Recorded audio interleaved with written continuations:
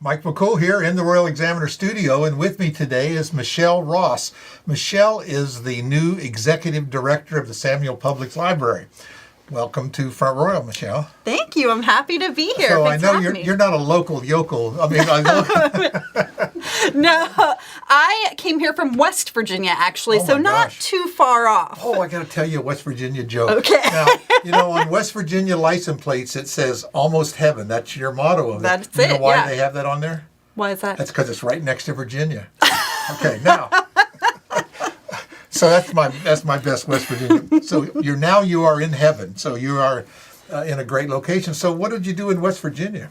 So I worked for the Kanawha County Public Library, which is the largest library system in West Virginia, based out of Charleston, the capital. I was a branch manager there. I had started out as the teen services librarian and worked my way up. Okay. And then I got this wonderful opportunity, so here I am. We have a great library here, don't we? We do. We have the best library It is and the really best nice. staff. And I think it's maybe underutilized and kind of unaware of in a way. I would say people are not aware of all of the stuff that we actually do. And so that's one of the reasons why I'm happy to be here today. Well, I appreciate that because I know we try to put a lot of stuff out about the library and a lot of events and activities. So the Royal Examiner is a big supporter of our local library. In fact, we're working on your winter Holiday writing contest. Yes. We do that every year.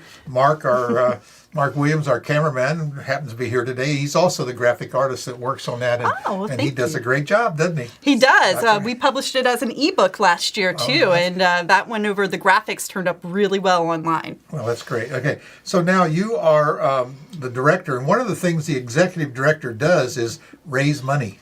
That is true. Now, I know you get some funds from various places. So why don't we go over that real quick because people aren't aware of how the library gets its money. So we are a 501c3, so we're a nonprofit. We're not a county department, but the primary source of our funding is the county. Right. So, they give you a few shekels, but it's not enough. We get a good amount. I would say 80% of our funding actually comes from Warren County, and we're very grateful for that. We also get some funding through the state, and we get some federal funding. But anything outside of our normal operating budget, we do fundraising for. So if there's something shiny and new that we need or want. All the fun stuff. Yeah, all the fun stuff. All the programs and events, that's all privately funded through donors. Right. Well, you got a lot of other activities now. My kids love that SammyCon. And of course, full disclosure, my son-in-law has won the contest a couple times. So, he really gets into that characters and they all dress up. The whole family show up. And of course, we filmed it a couple times and it's great. So you push that. Through the winter. Normally it's October, November. Now it's going to be in the spring. So. It's going to be in the spring this year. And then we hope to get back to our normal schedule in September of having it back. Those are the kind of the fun things that and people come from all around the region to that event. So it's a great thing. Yeah. Not just one of many. We got something special in mind for that one this year, but you'll have to wait and find out. Secrets? I can't give away the secret we're going to yet. We're going to have you come back then a couple weeks before then, and we're going to talk about it because that's a great thing. Another great thing that you've done, and we reported on, you plugged for the Royal Examiner, and that's this amphitheater that you're building along the side. So tell me a little bit about that. So this came up through one of our friends of the library, Melody Hotek, came up with this great idea. Literally my first day on the job, she came out, she showed me this space. Wouldn't this be wonderful for an amphitheater? And I said, yes. And it's going to go on the hill between the library and Rusty Jeffries School. Right. We have Dan Hotek is doing the design for us.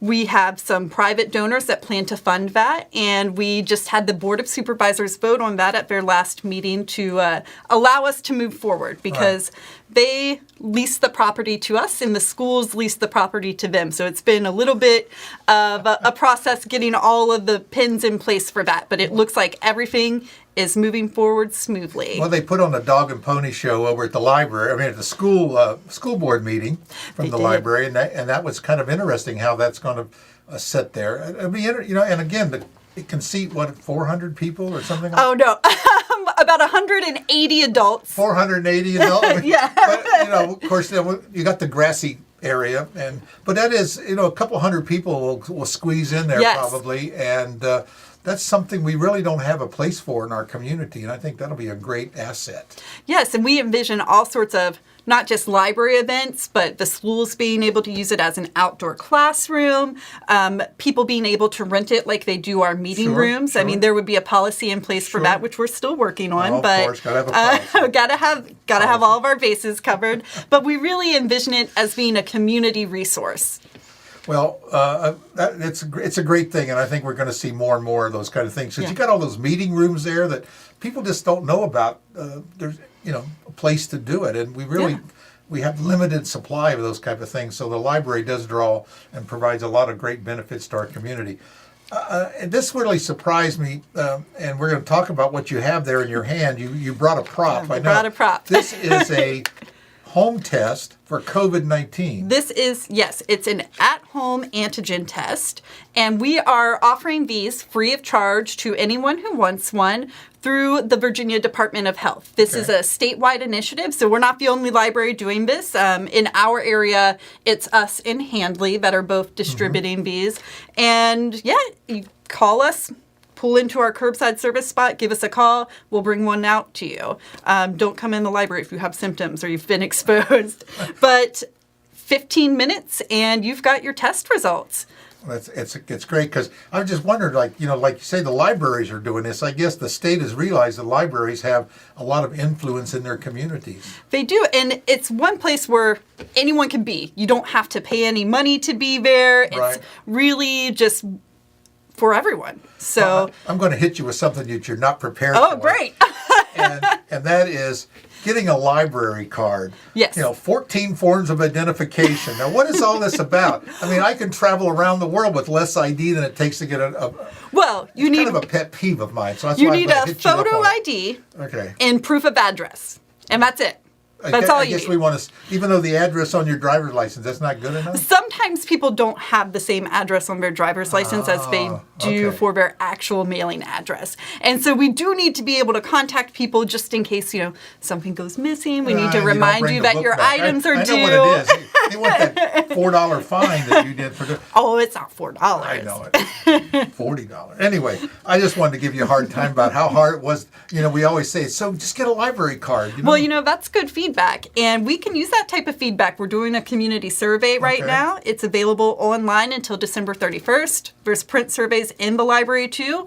And if you've got opinions like that and you want to let us know, fill out this survey. Yeah, because one thing I read, I was reading a survey type thing online, and what the guy was talking about, he says, all these surveys ask, what do you want to have more of? What do you like? What's the good stuff? He said, no. We need to be surveying the stuff we don't like. Yes. We want less of this. We don't want that. We want to get rid of that. We don't want dilapidated buildings, so we want easy to get. If we can have mail-in voting, why don't we have mail-in library cards? Well, you can fill out the form online and get immediate access to our online resources. Okay, all right. And then just give us a call. We'll get the regular card ready for you, and you just bring in your proof of identification, so there and we it'll go. be ready. We got something easy now. So, as you've taken this role of executive director, right? Easily, so we can do it. But I really like this thing here, this COVID test, because a lot of people, again, goes back to how easy it is. And, they're not doing it today. I don't have to have an appointment. Do your own thing right here.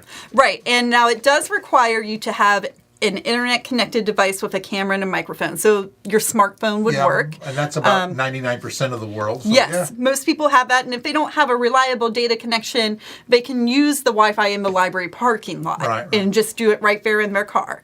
Well, if they're watching this, they've got a good internet connection. So that's true. We'll assume everyone that can do that. Let's talk another thing that you got yourself involved in. I heard, a little birdie told me that you're involved in the Wednesday group.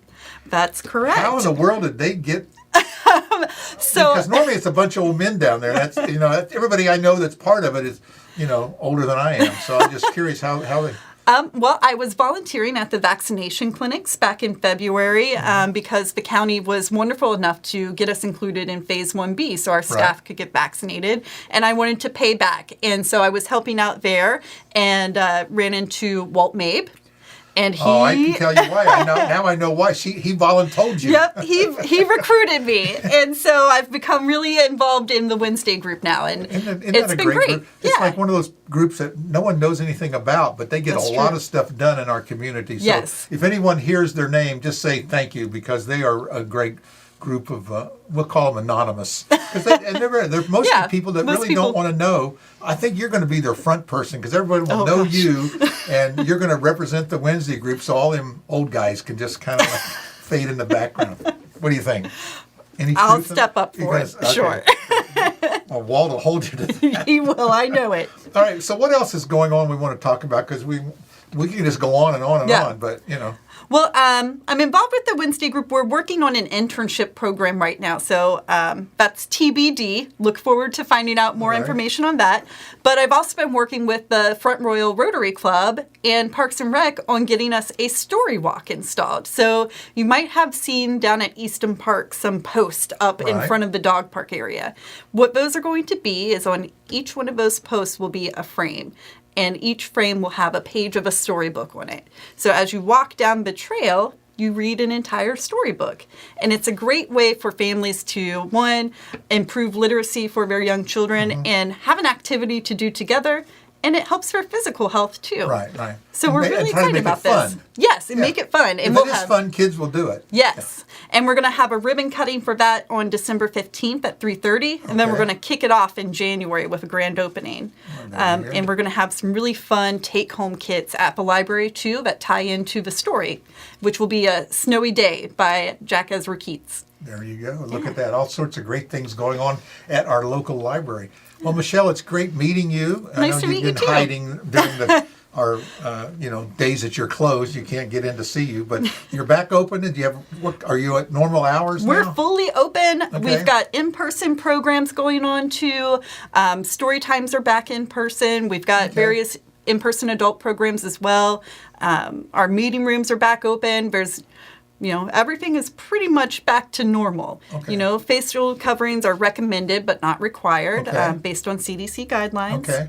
And we're doing what we can. That's what we wanted. We want to let the public know that the library is back in business, and they've got big and great plans coming up with our new executive director, Michelle Ross.